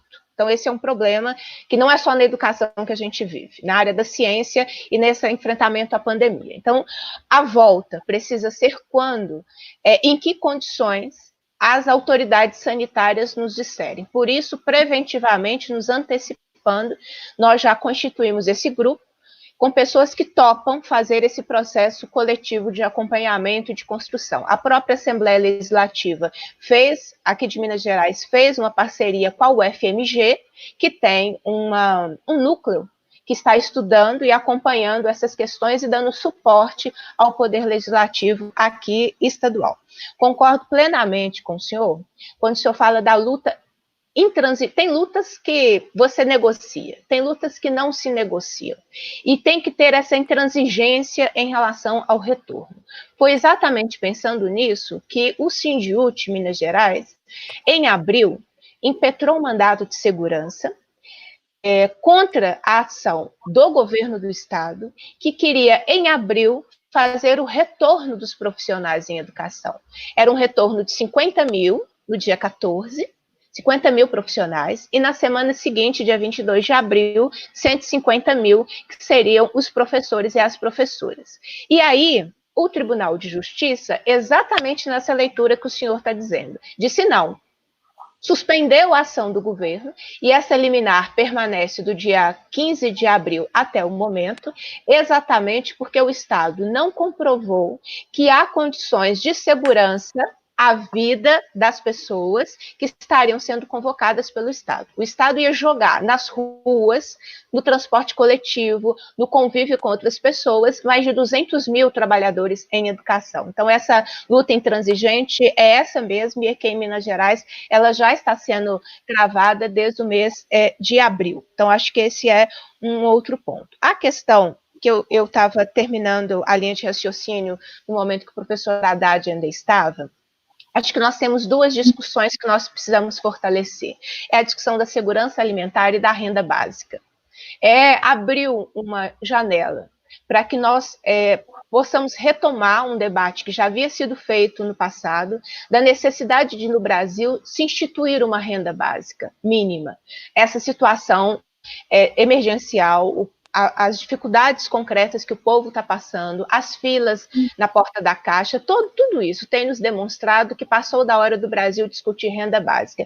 E a segurança alimentar, que não necessariamente, e na minha opinião não deve ser, fornecida pelo local que é a escola pública, porque isso gera aglomeração e não é possível a gente ter nenhuma forma de aglomeração. Por isso que no debate da educação, eu discuto tanto o isolamento social, porque eu percebo, presidente, que esse é um processo que ainda está em disputa. As famílias, elas tendem naturalmente uma ansiedade pela volta à normalidade, mas não tem volta à normalidade, porque o que nós estamos enfrentando, nós não voltaremos à normalidade. Eu acho que, por exemplo, ainda respondendo à questão anterior que o senhor trouxe, as TV aberta, podiam cumprir um papel importante nesse momento. Um papel importante que não substituísse o papel da professora, que não substituísse o processo de aprendizagem, mas que tivesse conteúdos educativos. Aqui em Minas Gerais, por exemplo, não tem uma campanha, presidente, uma campanha pedagógica do poder público sobre Covid, sobre prevenção. O Estado consegue? Como é possível explicar isso? O Estado, desde que tudo isso começou, não investiu numa campanha didática, pedagógica, que explicasse às pessoas. Quem tem cumprido isso é a gente, é o movimento popular, é o movimento social, é parte da imprensa, mas isso deveria ser um assunto do governo. O governo poderia utilizar a Covid para trabalhar ciências, para trabalhar português, para trabalhar uma série de conteúdos, de modo que as pessoas que ligassem a sua TV pudessem ter acesso àquele conteúdo sem a relação de aprendizagem. Porque a relação de aprendizagem é com a professora, é presencial, depende de diagnóstico, depende de acompanhamento, é por isso que ninguém conseguiu substituir ainda a professora presencialmente, é porque, de fato, nós somos essenciais, embora sejamos muito atacados. Então, eu acho que essas são alternativas que nós possamos ter. A garantia da qualidade, isso também está em disputa, porque enquanto nós estamos conversando, o debate que muitos estados fazem da educação remota, da educação à distância, é a porta de entrada para empresas fornecerem produtos. Não é para melhorar mais acesso e ter mais direitos, é para empresas gerenciarem plataformas, é para empresas gerenciarem a formulação de materiais, porque hoje isso existe. Conglomerados de empresas privadas da educação que fornecem e recebem por isso, fornecem material didático a várias redes estaduais e a várias redes municipais. Então, eu acho que esses cuidados, eles nos ajudam, e a gente precisa construir respostas. O problema é que nós estamos diante de governos que não querem construir nada. Nós estamos diante de governos que destroem. O governo Bolsonaro, se o senhor me perdoe discordar, mas ele é culpado. Cada morte, cada vala aberta, o Bolsonaro é culpado. Porque quando ele promove ou diz que vai promover um churrasco, tem quem acredite nele. tem quem acredite nele. A quem está acreditando nele não é por má fé, não é por ignorância, é porque é um presidente que está falando. Mesmo que seja isso aí, que é o presidente da República, ele é culpado. Ele é culpado por cada pessoa, cada família que hoje não consegue fazer o seu luto porque se quer fazer o velório de quem morre por Covid-19, não é possível. Assim como os governos do Estado, que se tornam também corresponsáveis pelas valas abertas quando não cuidam da população. E é o que nós estamos enfrentando, por exemplo, aqui em Minas Gerais. Não sei se eu te respondi, mas é a minha opinião. Tá bem, Bia. Eu estou achando que está chegando a hora. Deixa eu dizer duas coisas para vocês, Bia. Primeiro, quando eu digo que o Bolsonaro não é culpado, é porque ele não inventou o coronavírus. Ah, sim. Ele não teve coragem de enfrentar no tempo certo. Verdade. Não enfrentou a saúde, não enfrentou nada do emprego, não enfrentou naquele aspecto de preparar, sabe, a sociedade brasileira para enfrentar essa guerra. O presidente que se preparou e enfrentou correto, como o Alberto Fernandes na Argentina, você percebe que está dando certo até agora. Não tá bem, é uma vergonha que o Brasil, sozinho, tem mais casos do que toda a América do Sul. Que hoje o Paraguai proibiu o brasileiro de entrar no Paraguai. Era impensável o Brasil chegar ao nível que chegou de desrespeito, de falta de seriedade. Então, é nesse aspecto que eu acho que nós precisamos bater muito no Bolsonaro. O Bolsonaro e o governo dele fogem de discutir o coronavírus. Fogem. Sabe? Você veja um negócio, ele todo final de semana ele inventa um show de pirotecnia, sabe? E o que é grave é que todo mundo vai correndo atrás, a imprensa vai correndo atrás. Aí, quando chega na segunda-feira, ele diz que não foi aquilo, na terça inventa outra pirotecnia e nada de liberar a quantidade de dinheiro que já foi aprovado, porque a sociedade tem que saber que ele só queria liberar R$200. Foi o PT, os partidos de oposições, que garantiram que fosse votado 500, aí ele aprovou 600. Veja, aí até agora tem muita gente se queixando que não recebeu, e pessoas que têm que se humilhar para receber, quando ele poderia já ter liberado Loteca, Correio e todos os bancos para liberar esse dinheiro logo, para as pessoas não ficarem mendigando um dinheiro que é deles próprios, porque são eles que produzem o dinheiro do governo. A segunda coisa que eu acho extremamente importante é que nós não temos noção de quando isso vai acabar. Né? Nós não temos noção e não será uma coisa fácil, porque, veja, eu tenho feito uma live com os ministros da saúde do PT, e todos eles disseram que não há previsão de vacina. Não há previsão, sabe, que daqui a um ano se encontra uma vacina. Pode ser, mas até agora não há previsão. E nós temos que ter coragem de afirmar que o melhor remédio contra o coronavírus é o isolamento. É ficar em casa. É cada um cuidar do seu. A mãe que adora o filho, a mãe que está incomodada com o barulho do filho, ela tem que saber que a garantia de vida do seu filho é ele ficar em casa. Ele não voltar para a escola sem garantia. Porque esses dias eu tive uma briga com... Eu estava dando uma entrevista para o Ceará e os empresários estavam fazendo uma pressão para o governador fazer o comércio voltar a trabalhar. Eu pedi para o governador exigir dos empresários se ele daria um documento assinado dando garantia de vida às pessoas. Porque só querer que as pessoas votem e não garantir nada, sabe, não dá para a gente aceitar. Obviamente que tem muita gente em situações difíceis que aceita. Ou seja, uma criança que vive num setor que vive com uma família de classe média, que tem uma bela sala, que tem uma bela televisão, que tem, sabe, um quintal grande, que tem um apartamento grande, vive bem. Mas e a maioria das pessoas que estão na escola pública, que moram em apartamento de casa de 35 metros quadrados, 30 metros quadrados, moram em barracos totalmente desconfortáveis? Essa gente está mais agoniada, e para essa nós temos que ter um discurso de que, sabe, por mais que seja duro ficar dentro de casa, é melhor do que a criança pegar coronavírus. Né? A vida dela está garantida se ela não pegar coronavírus. Esse é um trabalho que eu acho que os educadores brasileiros não podem temer. Obviamente que, se fosse outro tempo, a gente já teria feito reunião com os secretários de saúde municipal, com os sindicatos do Brasil inteiro, com a CNTE, já teria feito reunião com os secretários estaduais, já teria feito reuniões com os reitores do IFET, com o reitor das universidades, sabe? Porque somente, sabe, a coesão, sabe, criada por um governo que pensa em democracia, que gosta de democracia, é capaz de garantir uma saída mais rápida. Eu estava com o número hoje que me deram aqui, Bia, Bebel e Heleno. Os Estados Unidos, na Guerra do Vietnã, você sabe quantos soldados americanos morreram na Guerra do Vietnã em quase 20 anos de guerra? 58 mil soldados, em quase 20 anos. Na coronavírus, em 2 meses, já morreram 79 mil.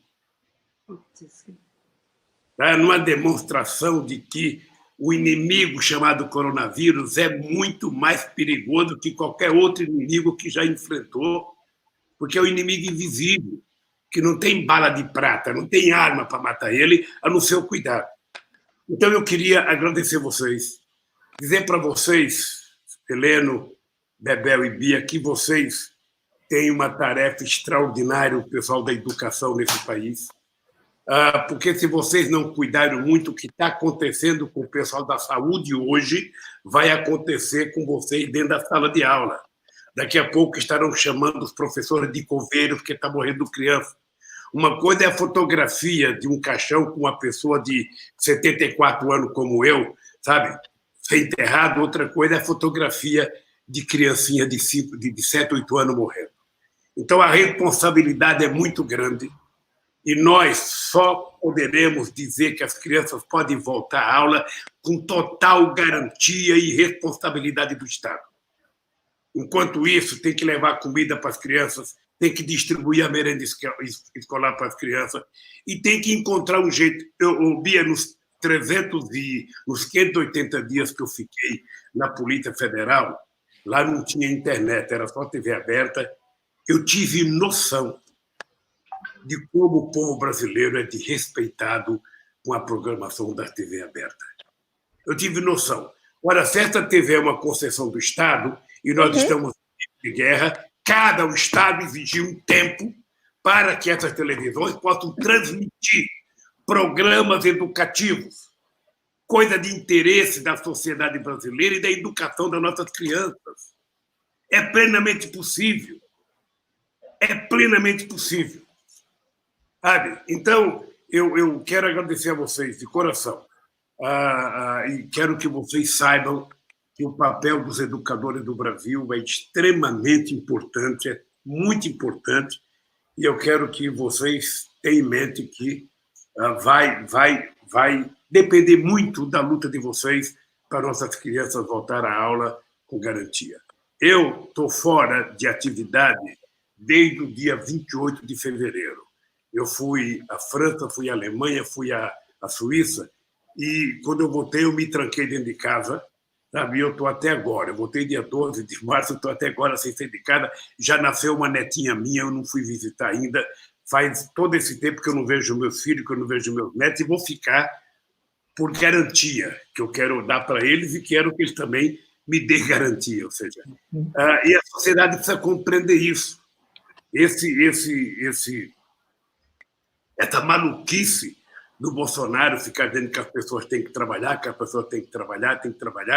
sabe? Sem dizer para as pessoas, vocês vão voltar a trabalhar, que nós vamos dar garantia. Um cidadão que não tem um gesto de solidariedade com mais de 11 mil mortos já, com as famílias das pessoas que estão internadas, é uma pessoa sem alma, sem coração, e liberou os demônios, que você sabe que todo ser humano tem demônio dentro de si. E o Bolsonaro soltou os demônios para fazer passeata todo dia. Hoje estavam fazendo sinais de nazista, sabe? Dando aquele grito de guerra que se dava com a mão estendida em defesa do Bolsonaro. Ou seja, nós estamos numa luta muito séria para defender a educação, para defender a democracia, para defender, sabe, as crianças, para defender o povo trabalhador desse país. Não é uma briga fácil. E eu quero que vocês saibam que a educação é parte preponderante no Brasil que a gente vai construir. Eu, depois de ler muito na cadeia sobre a questão da escravidão, que eu queria me interessar um pouco nisso, eu descobri, Bia, como a educação foi tripudiada pela elite brasileira. É uma vergonha. É uma vergonha que a primeira universidade brasileira só tenha nascido em 1920. E não porque havia uma necessidade de universidade, porque era preciso dar um título de doutor honoris causa ao rei da Bélgica que vinha ao Brasil. Sabe? Os portugueses trabalharam a vida inteira para que o Brasil não educasse. Esse país era proibido ler livro. Era proibido receber informação da Revolução Francesa, da independência americana, ou seja, nós éramos uma sociedade castrada. Para cada 10 brasileiros, 9 eram analfabetos. Sabe? E nós ainda estamos vivendo a herança maldita de 350 anos de escravidão. Então, sabe, o Brasil depende muito de vocês, dos educadores brasileiros, portanto, eu quero, sabe, em nome de vocês três, agradecer aos educadores brasileiros que têm muita paciência, muita maturidade, não se deixem vencer pelo discurso do medo. Não se deixem vencer. Se a gente baixar a cabeça, vai ser muito difícil de levantar. E também, em nome de vocês, eu queria, mais uma vez, prestar solidariedade aos parentes, sabe, dos que morreram e a todos aqueles que já estão contaminados. Cuide-se, porque a nossa saúde depende muito de nós. Obrigada, presidente. Posso fazer uma despedida? Pode. Pode. Eu queria agradecer a gentileza do seu convite. Queria agradecer a gentileza de ter partilhado esse momento com o professor Haddad, Heleno, Bebel, mas eu queria terminar fazendo um cumprimento especial, 2, na verdade, 3. O primeiro é a todos os técnicos de enfermagem que estão na linha de frente desse enfrentamento do Covid-19 e que já tem muitas mortes. O último dado que eu vi eram mais de 80.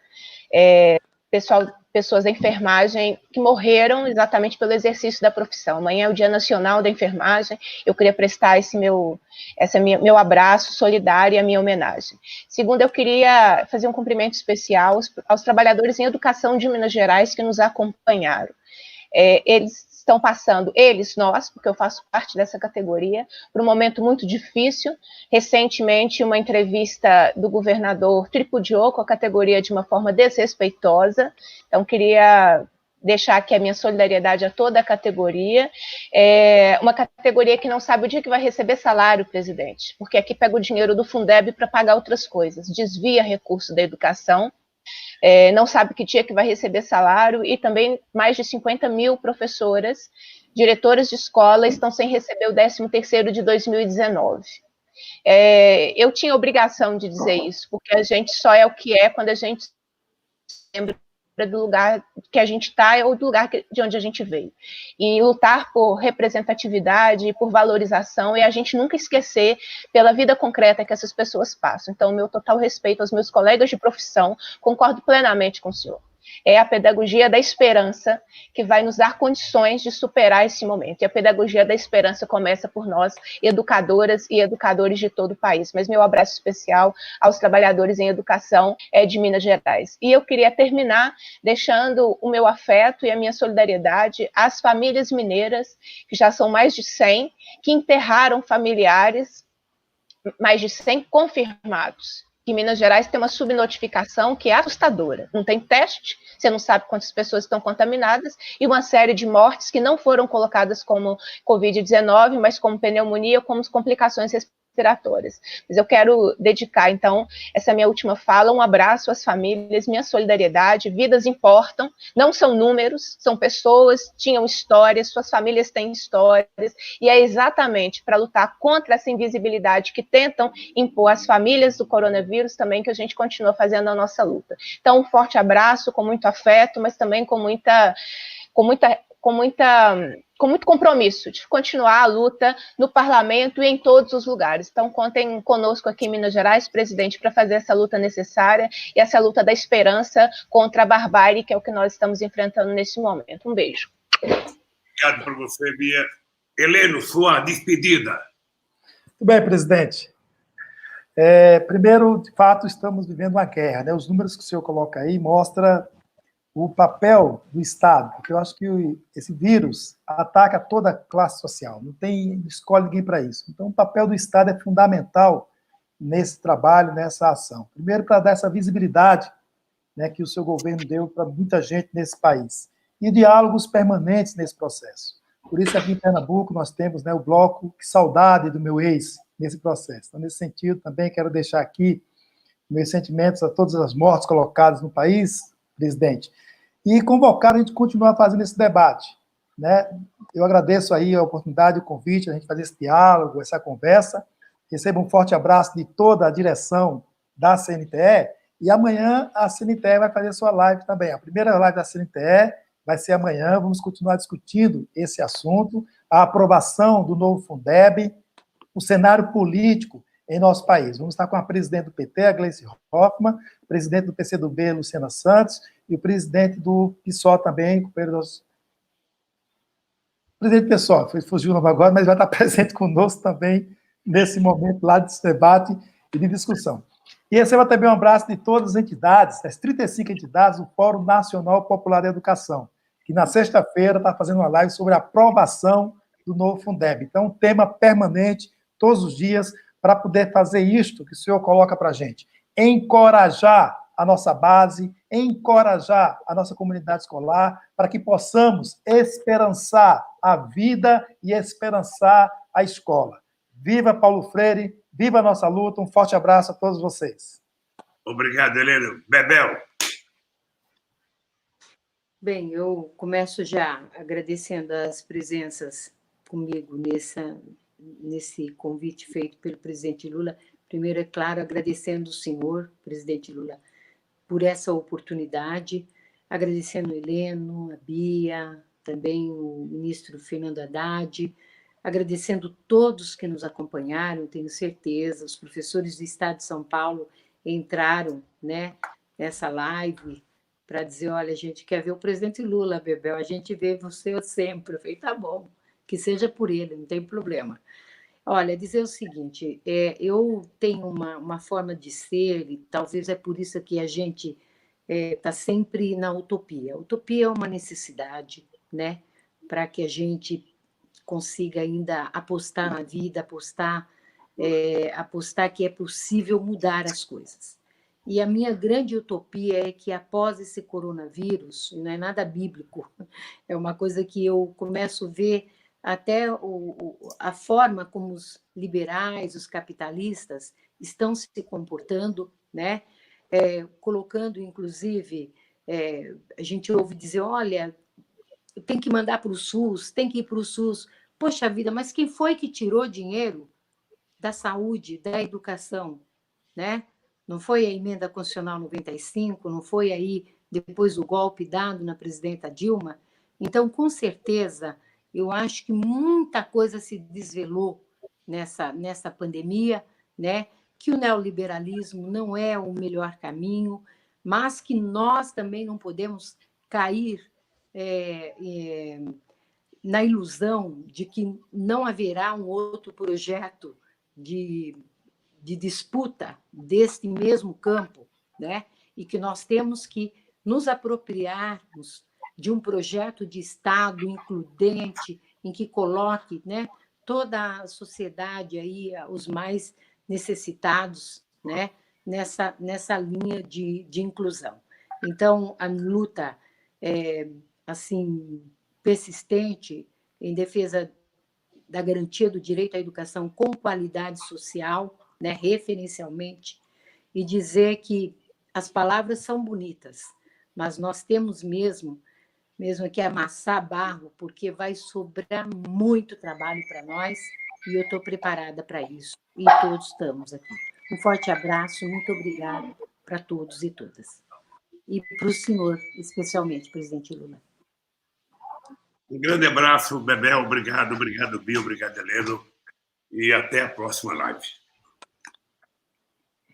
Se vocês puderem, façam live nos estados de vocês, com os educadores, por cidade, por região. É muito importante manter as pessoas animadas o dia inteiro, porque eu vou contar uma coisa para vocês. Ficar dentro de casa, às vezes, dá um desânimo, dá uma vontade de ir para a rua, sabe? E eu acho que é importante, quando vocês puderem, circular todo dia, se for possível, sabe? Façam por região, façam... Vem aqui para a obra, doutor, tá? E você saia desse buraco e venha para sua casa em São Paulo para ver se a internet funciona melhor. Obrigado. Pode deixar, presidente. Abraço. Tchau, tchau. Tchau. E na próxima